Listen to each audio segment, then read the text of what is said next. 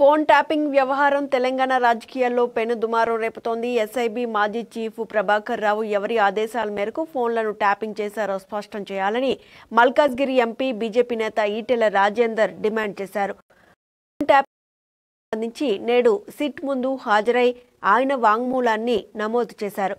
అనంతరం ఈటెల మీడియా ప్రతినిధులతో మాట్లాడుతూ గతంలో తన ఫోన్ను అనేక సందర్భాల్లో ట్యాప్ చేశారని ఆరోపించారు. నేను హుజూరాబాద్లో పోటీ చేసినప్పుడు 2023లో గజ్వేల్లో ఎన్నికల బరిలో నిలిచినప్పుడు అత్యంత దుర్మార్గమైన పద్ధతిలో నా ఫోన్ను ట్యాప్ చేశారు. అంతేకాకుండా మునుగోడు ఉప ఎన్నికల సమయంలో మేము సంభాషిస్తున్నాం, ఎలాంటి వ్యూహాలు రచిస్తున్నామనేది కూడా ట్యాపింగ్ ద్వారా తెలుసుకున్నారు. మా పార్టీ నాయకుల మధ్య జరిగిన సంభాషణలను సైతం కాల్ డేటాలో పొందుపరి ధైర్యంగా ఎదుర్కోలేని ఇలాంటి చట్టాలకు పాల్పడతారని ఆయన ఆవేదన వ్యక్తం చేశారు.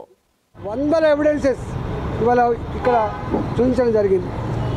మా నాయకుల మధ్య జరిగిన సంభాషణను కూడా ఇవాళ కాల్ డేటాలో వాళ్ళు చూపించడం జరిగింది.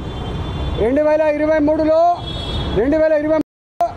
గజ్వేల్లో పోటీ చేసినప్పుడు కానీ మళ్ళీ హుజూరాబాద్లో పోటీ చేసినప్పుడు కానీ ఇదే దుర్మార్గమైనటువంటి పద్ధతి కొనసాగింది.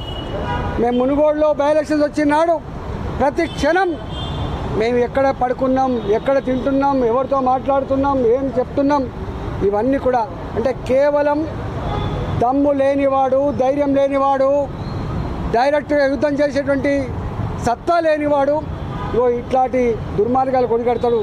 ఇవన్నీ నేను డిమాండ్ చేస్తున్నా ఈ ప్రభుత్వానికి. ఇప్పటికే సంవత్సరాలు గడిచిపోయింది. మీరు అనేక కమిషన్లు వేసిండ్రు. ఇవాళ విద్యుత్ కొనుగోలు మీద కమిషన్ వేసిండ్రు, ఏమైందో తెలియదు.